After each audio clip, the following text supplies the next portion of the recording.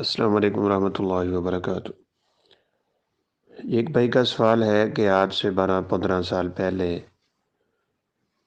ایک بھائی کی شادی تھی اور اس کی شادی پہ 5 تولے زیور بنوایا گیا۔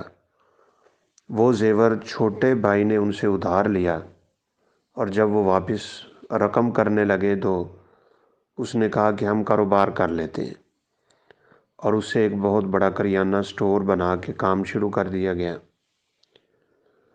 اب جب ان کو اس میں لاس آئے، نقصان ہوا، دھکا لگا، تو اب بڑا بھائی جس کا زیور تھا وہ اپنے زیور کا مطالبہ کر رہا ہے کہ آپ مجھے زیور واپس کریں، میرا حق ہے، جبکہ دوسرے بھائیوں کو شادیوں پہ یہ زیور دیا بھی نہیں گیا، نہ اتنی حیثیت تھی، کاروبار بھی اسی کے ہاتھ میں تھا جو بڑا بھائی ہے۔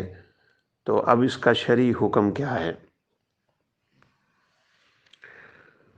سب سے پہلے تو ہمیں یہ بات یاد رکھنی چاہیے کہ قرآن مجید میں ہے اذا تداینتم بدین الی اجل مسمى فاکتبوا، اپنے معاملات کو لکھا کرو، بالخصوص جب معاملہ قرض دینے لینے کا ہو تو ان معاملات کو اچھی طرح تحریر کر لینا چاہیے، تاکہ کل کلاں کوئی مسئلہ بنے تو گواہیاں موجود ہوں، کتابت موجود ہو اور مسائل لکھے ہوئے ہوں۔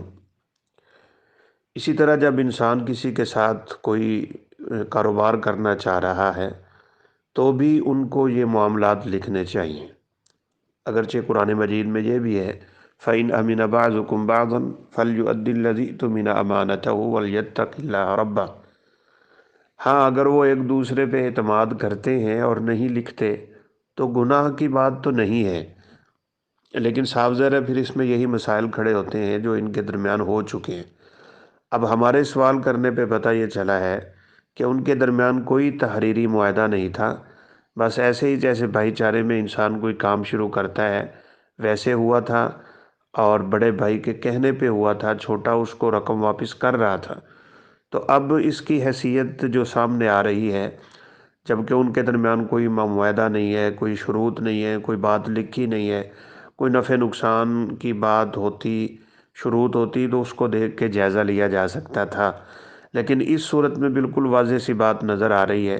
جب دو لوگ مل کے کوئی کام شروع کرتے ہیں، ایک کا پیسہ ہوتا ہے، دوسرے کی محنت ہوتی ہے، وہ ایک ہو، دو ہو، کمپنی ہو، جو شیئرنگ ہو، جو بھی ہو، ایک طرف تو پیسہ ہے، دوسری طرف محنت ہے۔ تو اس صورت میں کیا ہوتا ہے؟ اس صورت میں اگر نقصان ہو تو پیسے والے کا پیسہ چلا جاتا ہے اور محنت کرنے والے کی محنت رائے گاں جاتی ہے۔ صاحب ذرا اس نے بھی تو محنت کی تھی، تو دونوں کا نقصان ہوا، اس کی محنت ضائع گئی، اس کا پیسہ ضائع چلا گیا۔ لہذا اس صورت میں اب بڑے بھائی کو چاہیے کہ وہ خاموشی اختیار کر لے۔ اگر معاملہ ایسے ہے جیسے سوال پوچھا جا رہا ہے، ممکن ہے سوال میں بھی بعض دفعہ نیچ اونچ رہ جاتی ہے، تو اس کے تو صاف ذرا پھر دیگر جوانب کو دیکھا جا سکتا ہے۔ اس حال میں یہی ہے کہ رقم والے کی رقم گئی اور محنت والے کی محنت گئی، واللہ عالم۔ السلام علیکم ورحمۃ اللہ وبرکاتہ۔